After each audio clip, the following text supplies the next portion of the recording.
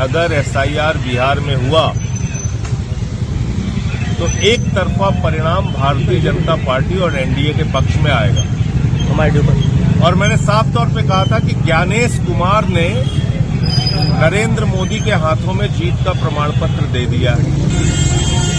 अब यूपी में एसआईआर हो रहा है, तो इस एसआईआर में भी मैं लगातार कह रहा हूं कि अगर बिहार की तरह ही एसआईआर यहां पे हुआ तो जो परिणाम बिहार में देखने को मिला वही यूपी में देखने को मिलेगा। मैंने और हमारी टीम ने अभी 3 जिलों का मुद्दा उठाया है। पहला लखनऊ का, जहां असम के लोग 20 साल से रह रहे हैं, उनको बांग्लादेशी बता दिया। दूसरा जौनपुर का, जहां बनारस के लोग 25 साल से रह रहे हैं जौनपुर में, बनारस से आके जौनपुर में रह रहे हैं, उनको ईरान का बता दिया। आज मैं आया हूं, बड़ा ही रोचक मामला है रामपुर में। ये 2 प्रवासी भारतीय आमिर और दानिश प्रवासी भारतीय हैं।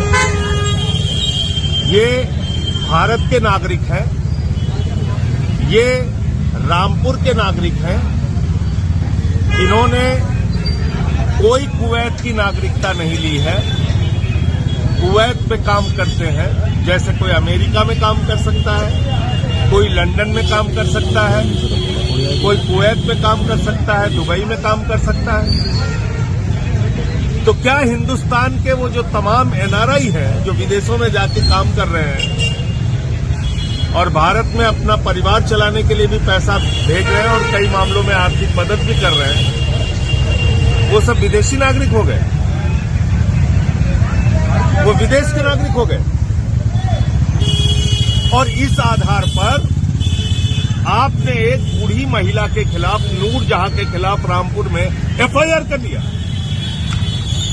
इतनी हिम्मत हो गई आपकी। भाई थोड़ा नीचे कर लो आईडी।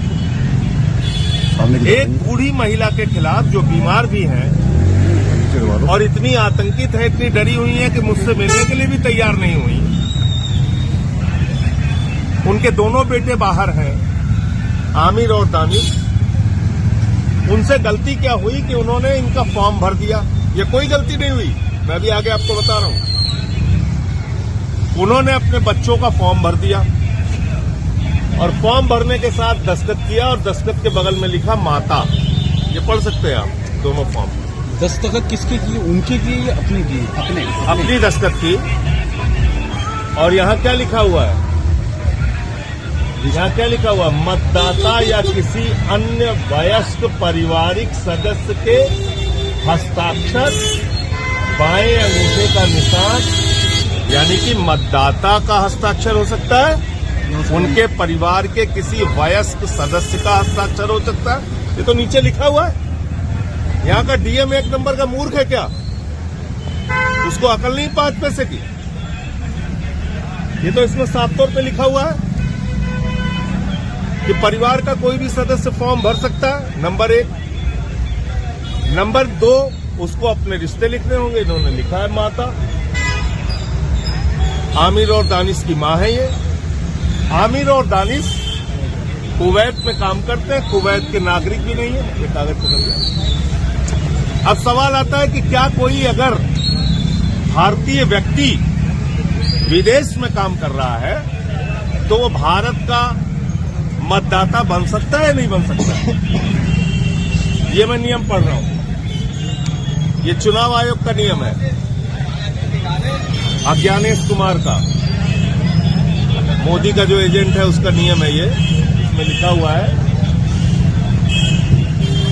क्या विदेश में बसा कोई प्रवासी भारतीय भारत में निर्वाचक नामावली में एक निर्वाचक बन सकता है, यानी कि मतदाता बन सकता है?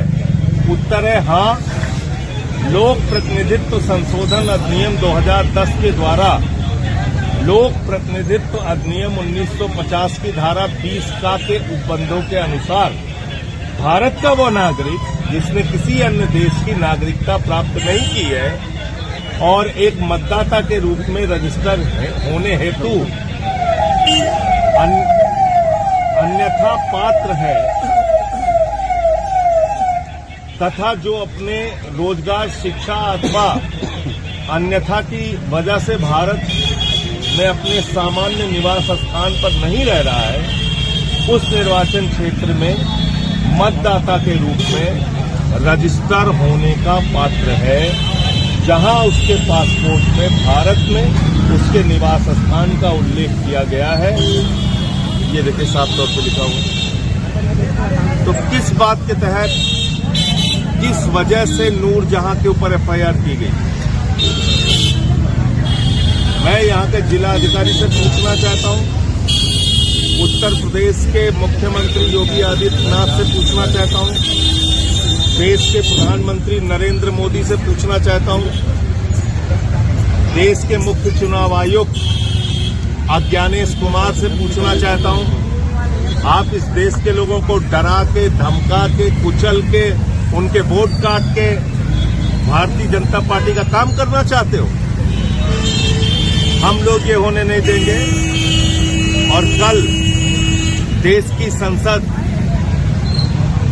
फिर से शुरू होगी, आज छुट्टी थी, तो देश के सदन में भी ये मामला मैं उठाने का काम करूंगा, देश की संसद में भी ये मामला उठाने का काम करूंगा कि किस प्रकार से बूढ़ी औरत के खिलाफ फर्जी मुकदमा लिखा गया नियमों के विरुद्ध, जबकि उसका लड़का भारत का मतदाता बन सकता है और उसने किसी भी प्रकार की जानकारी छिपाई नहीं, कोई भी फर्जीवाड़ा किया नहीं। तो ये एक प्रकार से पूरी तरह से, जो मैं पहले से कह रहा हूं, एसआईआर के नाम पे लोगों का वोट काटने की, वो लोगों के वोट की डकैती करने की कार्रवाई है, वो यहां रामपुर में हुई है।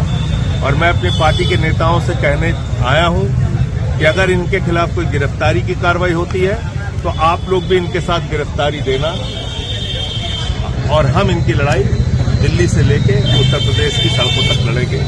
ये विषय मामला था।